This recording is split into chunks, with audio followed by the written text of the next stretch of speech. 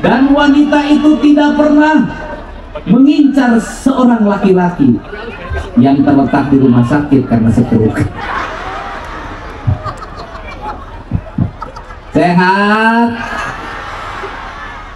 Pak Bupatinya sehat, Pak Wakil Bupatinya sehat, Bapak Wakil Ketua DPRD-nya sehat, Pak Sekda sehat, para kepala dinasnya sehat. Ini ada Dandim teman saya, Dandim Kota Bekasi, ya. Pandanglah sepenuh hatimu karena dia duda yang lagi cari pasangan.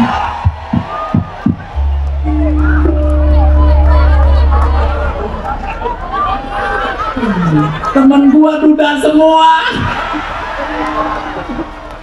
Makanya saya ini sekarang selain gubernur, saya juga ketua Padudan. Apa itu? Persatuan Duda Edan.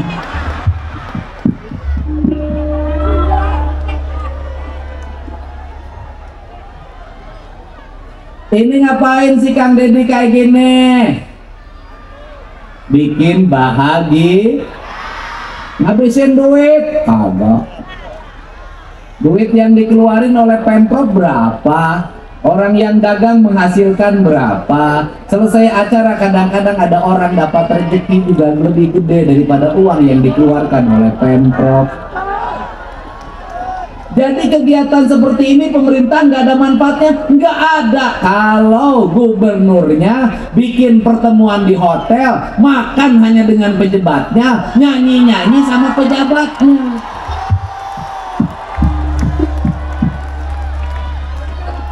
Yang nyanyinya Kanaya, bener nggak?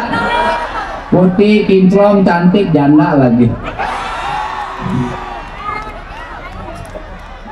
Ini harus saya jelasin. Jadi kalau saya lirik-lirik, saya nggak ada urusan orang dia nggak punya suami. Saya juga duda. Duda itu hidupnya nggak ada batasannya.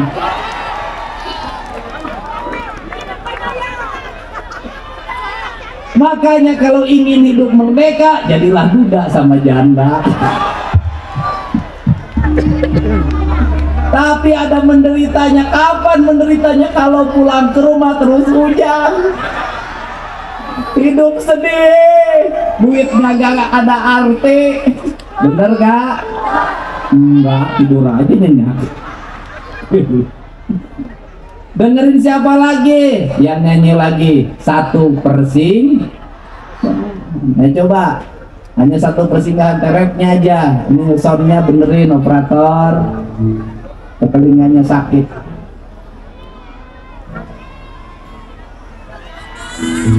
Rapnya aja. Hubungan kita aku persinggahan.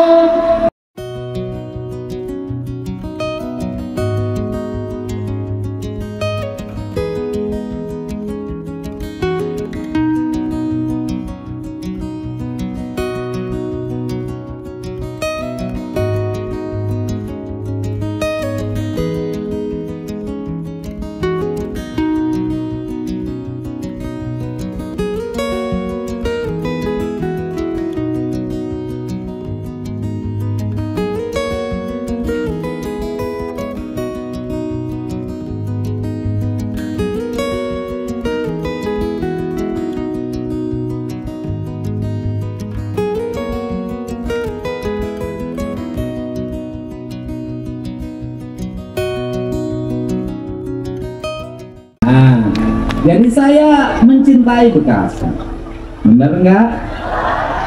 Karena mencintai, orang mencintai itu kadang sikapnya menyakitkan, benar enggak? Saya mencintai Bekasi, lihat Bekasinya kumuh. Kalau saya mencintai Bekasi, Bekasinya kumuh, Bekasinya banjir, berarti saya harus menyelesaikan kekumuhan dan banjir. Benar enggak? Bupatinya juga sama. Artinya kalau kumuh berarti bangunan kumuhnya harus dibongkar dulu. Benar enggak? Kalau banjir berarti penyebab banjirnya harus diberesin dulu karena saya mencintai. Kalau saya jadi gubernur tidak mencintai, ngapain datang ke Bekasi capek-capek, mending di Bandung cicing. Dari Bandung saya pergi ke Singapura, dari Singapura saya pergi ke Perancis, pulangnya cerita-cerita, ini saya bawa investasi, padahal bohong. Bener gak? Ngapain keringetan kayak gini dari situ lewat ke sini 2 jam? Aing bicara, tarik ke belah dia, dikerwak ke belah dia, dikira, behat, aing.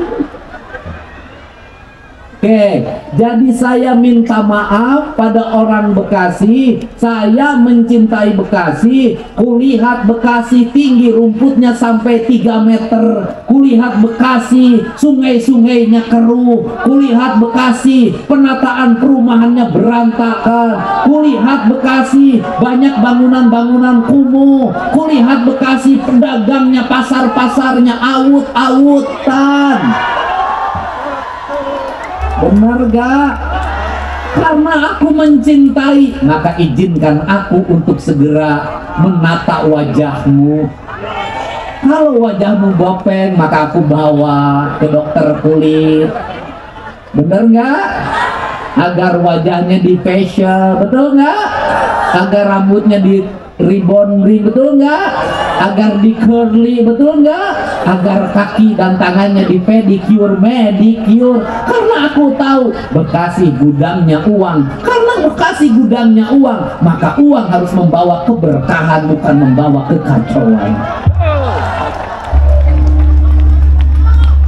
Dan saya banyak melihat banyak orang yang tidak mencintai Bekasi. Apa ciri tidak mencintainya? Hanya nyari duit di sini, nyari duit di sini, nggak peduli terhadap penyakit yang dialami oleh Bekasi. Tanahnya dikerukin, tanahnya ditimbunin, tanahnya dibetonin. Yang penting jadi duit, duit, duit. Tapi Bekasinya tidak pernah dicintai, sehingga tanah Bekasi tidak memberikan warna bahagia, warnanya warna derita.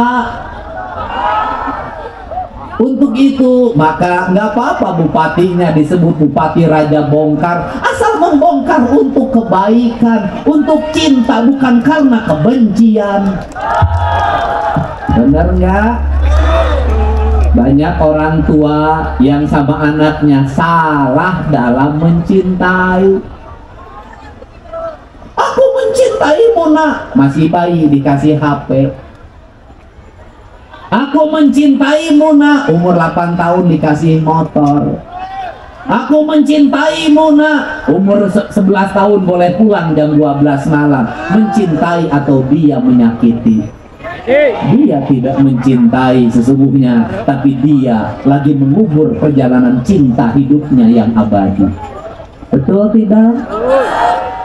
Untuk itu maafin kalau saya hari ini banyak kusur bangunan. Untuk apa? Karena saya ingin di bulan Desember, Januari, Februari nggak ada lagi jerit orang yang kebanjiran. Kenapa? Kalau banjir siapa yang paling menderita? Rakyat kecil.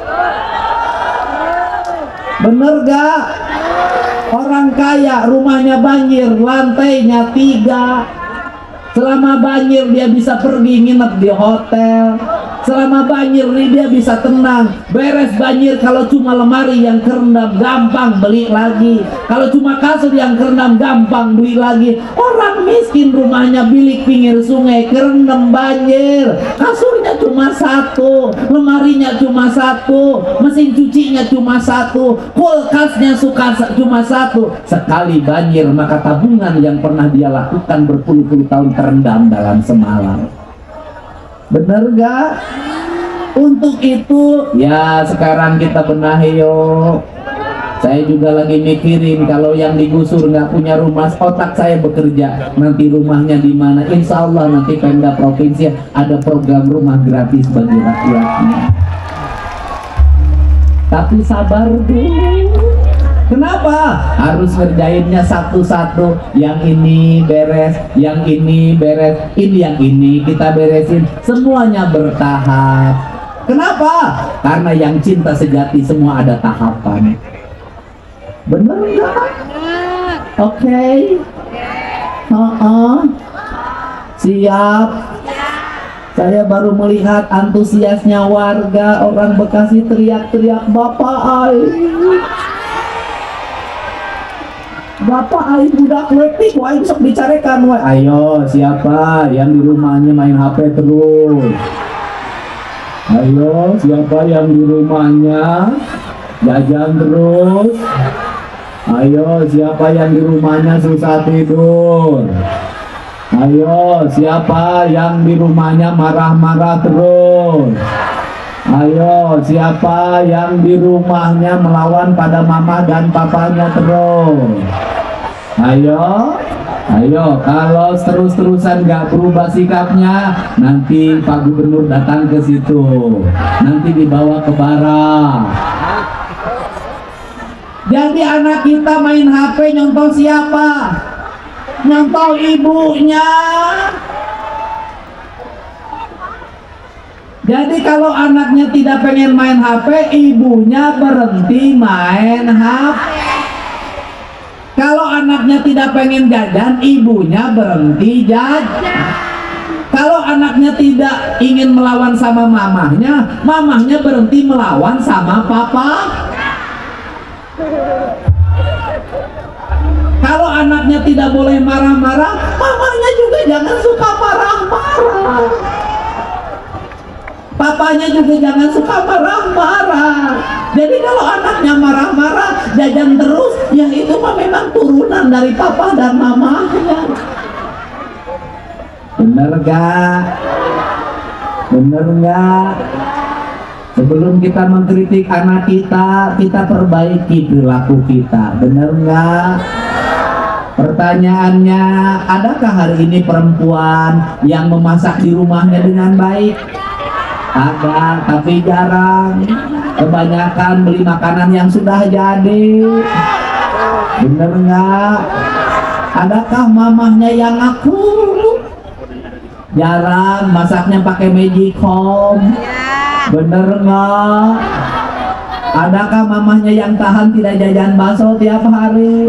Tidak jajan siomay, tidak jajan soblak? Hampir nggak ada.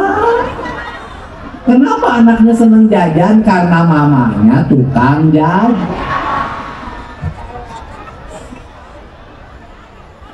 Iya, jarang ketahuan.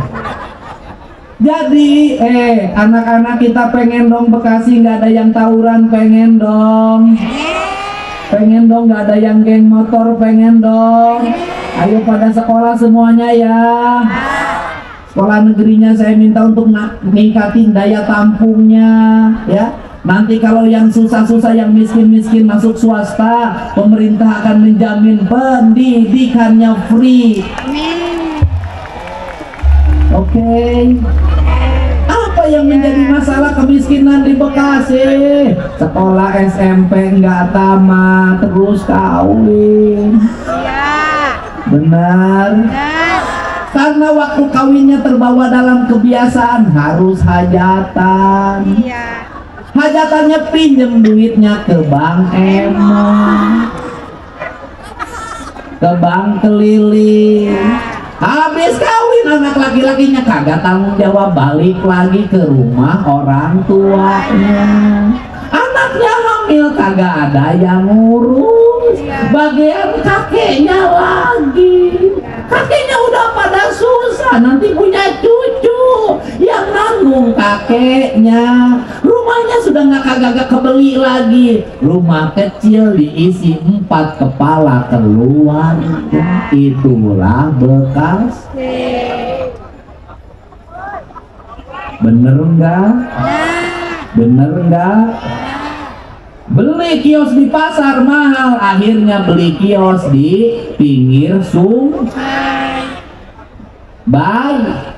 Sama siapa? Biasanya bayar sama ngaku orang desa, bayar sama ngaku orang pengairan. Bener gak? Merasa bayar, merasa itu miliknya. Datang bupati, datang gubernur, dibongkar.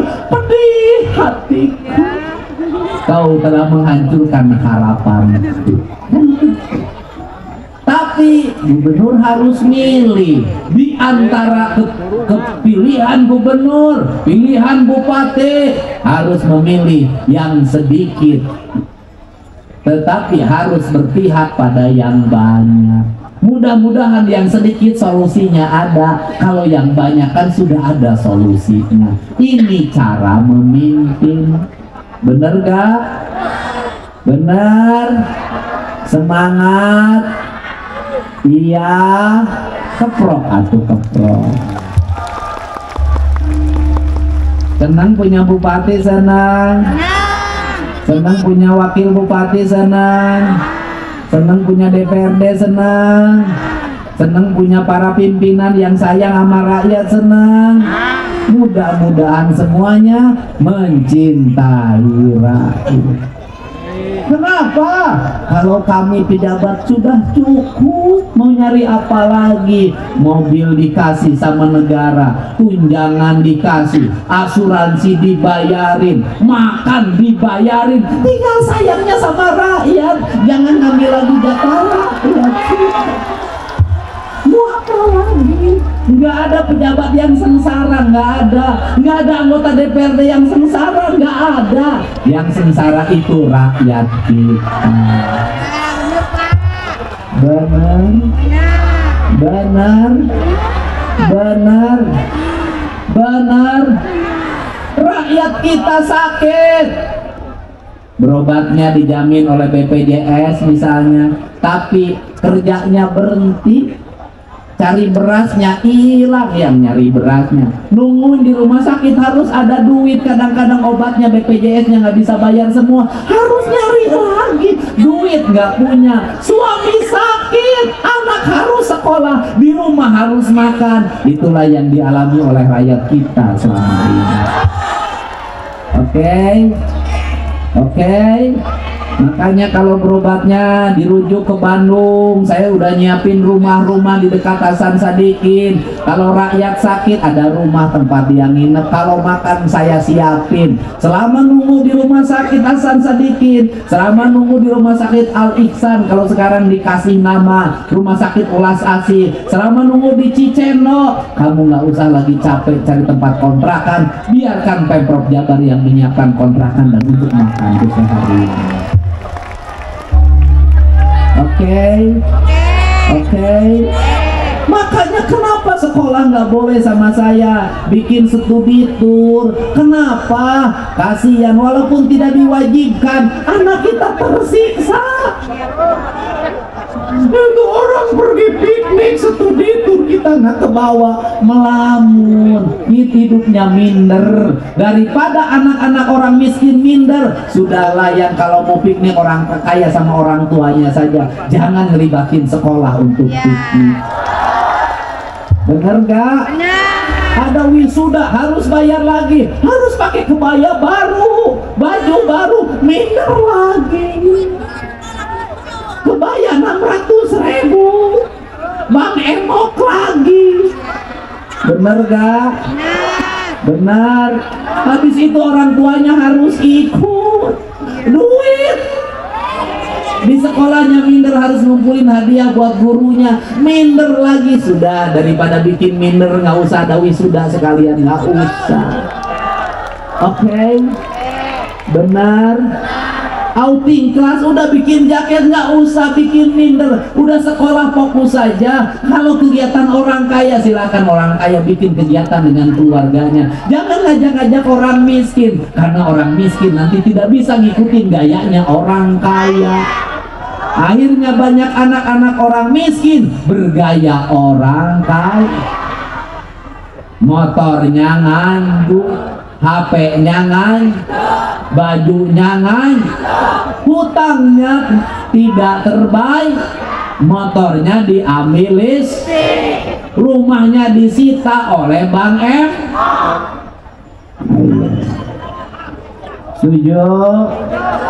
Bener nggak gubernur punya kebijakan, bener nggak? Kedepannya sudahlah, kalau sekolah-sekolah kurang biaya, biarkan kami menambah biayanya dari anggaran negara. Tapi ingat, kalau sekolah sudah membiayai, ibu juga ajarin pada anak-anaknya prihatin. Apa? Apa? Apa? Anak jungkir-jungkiran, nangis, minta uang jajan 20.000. Kalau orang tuanya tidak mampu, jangan diberi. Kenapa? Sekolah yang mahal bukan bayaran. Sekolah yang mahal adalah uang jajan. Benar gak? Benar. Kalau negara sudah menjamin pendidikannya, negara menjamin kesehatannya, negara menjamin penyediaan rumahnya, maka rakyat jangan buang uang percuma. Saya nyiapin uang untuk subsidi pendidikan sampai SMA. Ibu pun harus nyimpan uang untuk tabungan anak-anak masa depan. Anak-anaknya dididik di rumahnya. Rubah PR. Apa yang disebut menghilangkan PR? Bukan menghilangkan PR. Yang dihilangkan itu adalah PR isian yang isi ibu bapaknya. Ya. Tetapi PR harus ada. Bagaimana? Kasih nanti guru daftar isian. Di rumah anak mengajarkan apa? Mengaji jam berapa? Sholatnya tepat waktu tidak? Kalau muslim. Suka nyuci piring atau tidak? Bisa masak enggak? Suka ngepel enggak? Bantu ibunya enggak? Bantu ayahnya enggak? Itu yang menjadi catatan. Saya ingin nanti yang naik kelas itu adalah anak-anak kreatif, anak-anak yang hidupnya prihatin, anak-anak yang patuh pada orang tuanya, anak-anak yang bersosialisasi di lingkungannya dengan baik, anak yang bisa ngurus sampah di rumah, anak yang tidak membiarkan cucian berantakan di mana-mana, anak yang di rumahnya sayang sama orang tua, air matanya jatuh ketika orang tuanya sakit. Kenapa? Karena anak-anak yang berhasil adalah anak-anak yang seperti itu. Bener nggak? Anak-anak yang sukses adalah anak-anak yang punya jiwa cinta pada orang tuanya dan anak-anak yang didoakan oleh orang tuanya. Anak yang sukses adalah anak yang prihatin selama perjalanan hidupnya